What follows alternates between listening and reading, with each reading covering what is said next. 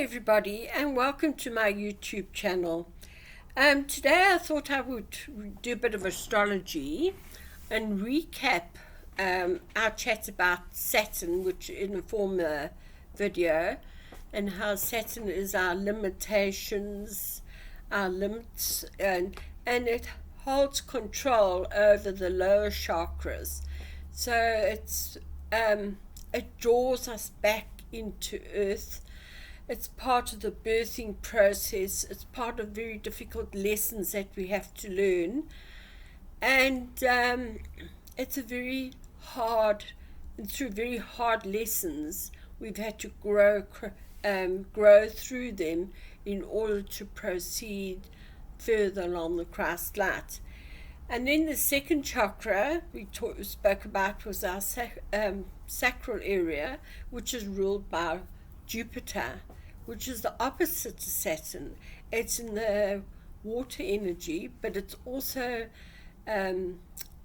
very out there. It expands, whereas Saturn retracts.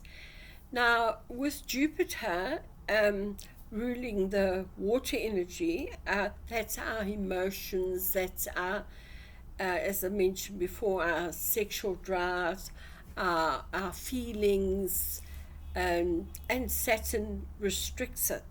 Now with this next video, we're going to talk about Mars. Mars co-rules our solar plexus. Mars co-rules with the Sun. They're both in the fire element. So we have the fiery drive of Mars, which can lead us to go on quite destructive routes. It can lead us to be sometimes wanting to take all the credit, all the it's the driving us, our ego, so to speak, where we we can go very egotistical, and it's all for self as well. With if Saturn is playing the game with Jupiter and Mars, we can become very materialistic, self-driven, high-achieving, and especially in ourselves, what we want out of life. But then we get bored, and we seek for something different. It's the same when you're on the Christian path, or say we're on the Christian path and we get bored with it, so we seek another path, and then we join the Muslims, and then we join the Hindus, until we find, as my mom used to say, that upper room where we feel at home in the path that we have found. And that very much applies to me with the White Eagle path.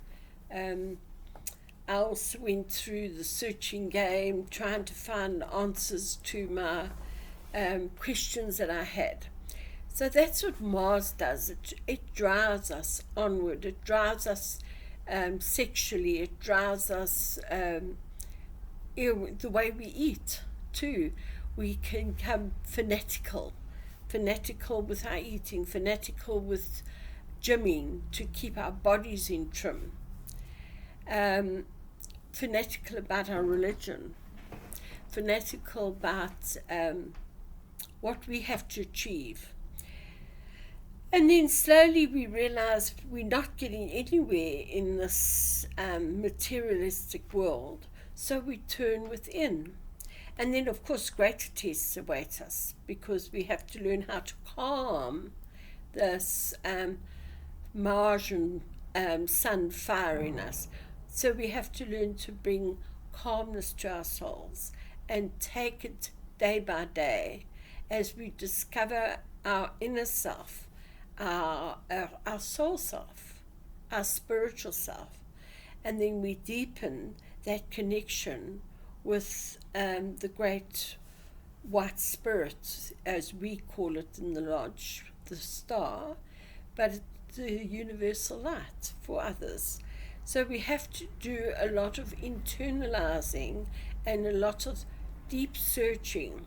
And the only way we're going to do this is be happy with ourselves, learn to live on our own, learn to have those 10, 15, 20 minutes a day. And eventually you'll become so used to it that you can't go without it. I know when I first started, I was always a Christian. I always had my quiet time. But it wasn't enough. So I started doing yoga. And then they introduced meditation. It was Hatha yoga, Christian based one. They introduced meditation, and I thought, oh, how boring. All I want to do is go to sleep. But I got used to that, and I started looking forward to it. So I started doing meditation every day. And as I've walked along the path, I found, hey, that actually helps me. It helps me getting used to my aloneness. It helps me look inside myself and look what's best for me and what's best for my soul growth. I really learned how to analyze myself and recognize what I was doing wrong and recognize how I could get over it and start working for the good. Instead of being too absorbed within myself, I became more spiritually orientated and looked at myself and fixed myself up. And it's a very deep journey to go on to, and not many of us can do have the time or the patience to actually go looking within ourselves to find that core essence and work on it.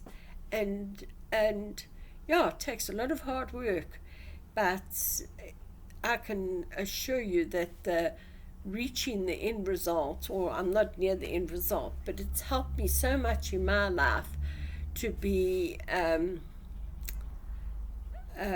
to grow spiritually and help me overcome the problems, let go of fear, and just trust and have faith in God.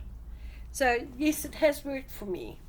So I thought I'd just read a little bit out of Planetary Harmonies. It's a book by White Eagle Lodge, Joan Hodson. On Tuesday evening, from sunset onwards, the angels of Mars are linked with those of Saturn. Mars is exalted in Capricorn, the cardinal earth sign, which is the negative sign of Saturn. This is a stern planetary combination, for both Mars and Saturn are traditionally known as malefics, negative energies. But they strengthen the willpower and bring to this evening's meditation an element of dedication and purposeful direction. A preliminary period of relaxation is especially necessary. Listening to peaceful music could help to release the mind from the cares and the responsibilities of the day. The symbol of Capricorn is the mountain goat, the creature who climbs the heights. The combination of the angels of Mars and Saturn stimulates within the soul the urge to climb to the mountain heights, even though the way be hard and dangerous, and the soul has the determination to cope courageously with all difficulties, to raise itself out of the turmoil of the lower self into the spheres of light. Let us then think of the grandeur and solitude of the mountain heights. We rise slowly in consciousness to the summit of the mountain. We feel the clear, cold, sparkling air. We see the majestic panorama of mountain peaks all around, and in the silence we kneel to worship the Creator. As we worship in this high, lonely place, we feel the light of the radiant star pouring down upon us, flooding the neighboring peaks with light and color. Beside us is still a form of a great angel, like a pillar flame, filling us with strength and resolutions. We look up into the star and we realize that we are clothed in an armor of light. As we breathe in, we are given the courage and the will to perform the task which lies before us. On our knees, we give thanks to the Great White Spirit for his strength and sustenance. The affirmation for this night is, I am divine strength. Divine strength flows through every fiber of my being. I can and I will overcome all weakness, and in harmony through strength of the God within me. Lovely. Have a lovely day. Namaste.